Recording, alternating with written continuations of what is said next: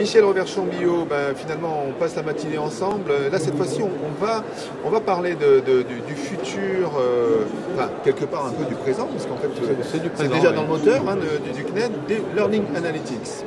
Alors vous allez nous faire un petit exposé de l'intérêt, alors on le sait, mais le Learning Analytics dans le cadre d'un apprenant pour les formateurs, et qu'est-ce qui se passe au CNED concernant cette matière? Alors la modernisation du CNED qui l'a amené à passer des copies papier, des cours papier au numérique, fait que le CNED aujourd'hui, étant un industriel de la formation, possède des datas absolument considérables, puisque 245 000 inscrits, plus d'1,5 million copies qui sont corrigées en ligne.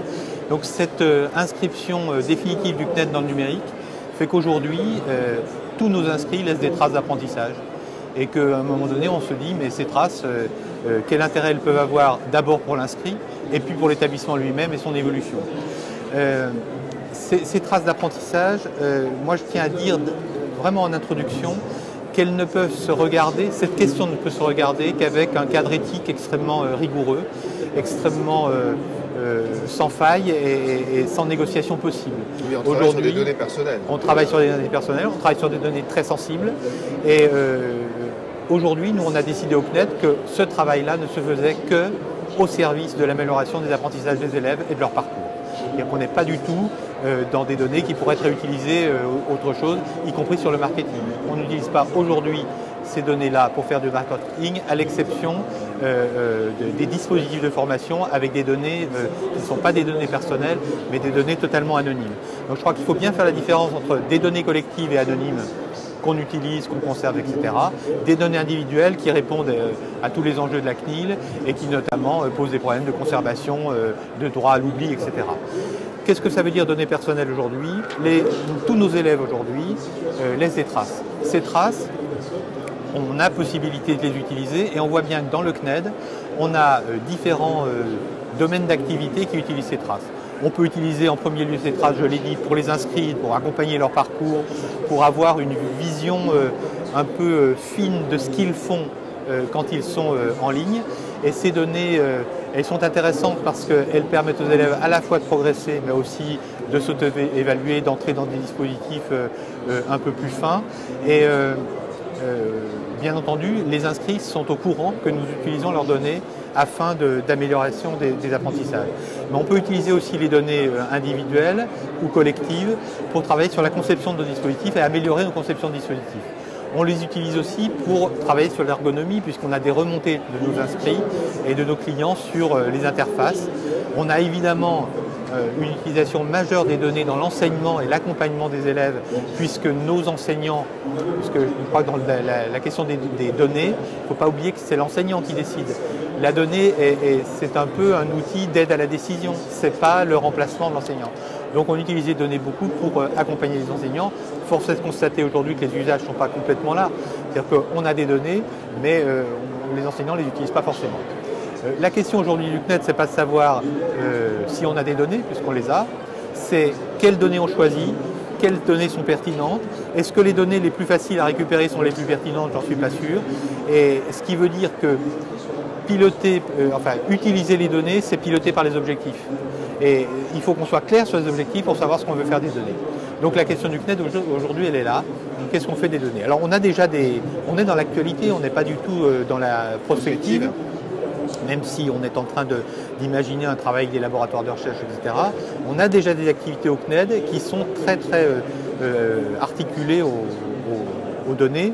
Je prends un exemple, on a développé très récemment un nouveau dispositif de formation du français langue étrangère avec le CIEP qui s'appelle Prof le Plus. Prof le Plus, c'est typiquement un dispositif qui permet à partir des données de renvoyer vers celui qui apprend une barre de progression dans ses apprentissages qui intègre à la fois les contenus de formation, les modalités, etc., qui lui permettent de savoir où il en est en temps réel et d'avoir, quand on passe sur la souris, sur la barre de progression, des indications très précises du fonctionnement même de l'apprentissage personnel. Mais en même temps, si on donne l'ensemble des barres de données à un tuteur qui suit les formations, il est capable de dire, voilà, dans mon groupe, j'ai des gens qui décrochent, j'ai des gens qui ne suivent pas. Donc c'est assez standard. Alors, c'est vrai que c'est le numérique qui nous donne un potentiel de traitement très fort, mais quand on est enseignant dans sa classe et qu'on fait des tableaux parfois Excel ou parfois papier en regroupant des données, on est là-dessus. On est là-dessus, là c'est plus efficace, plus fort en utilisation. On a aussi des exemples importants qui sont en place aujourd'hui sur le suivi des élèves, véritablement pour donner aux enseignants tuteurs une vision complète de l'activité de ces élèves dans une classe virtuelle en quelque sorte, à la fois sur les contenus, mais aussi la participation à des classes virtuelles, la réponse à du coaching, etc. On a un autre exemple qui est intéressant parce qu'il est très opérationnel et là on est plus dans une automatisation des données.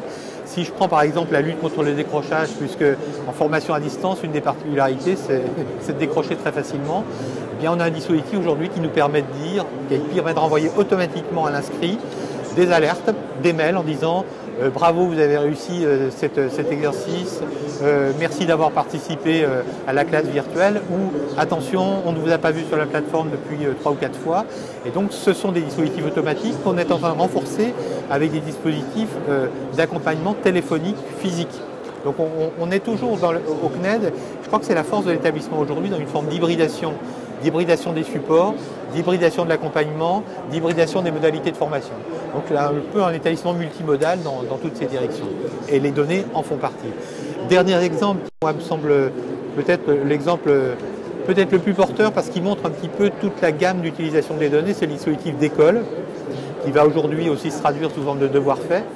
D'école, c'est un dispositif d'accompagnement des élèves en difficulté, notamment REP+, ces élèves qui n'ont pas les compétences suffisantes pour aborder la classe du 6e. La plateforme d'école, elle permet à un enseignant dans la classe de s'appuyer sur une base d'exercices, d'activités, etc. pour accompagner ses élèves.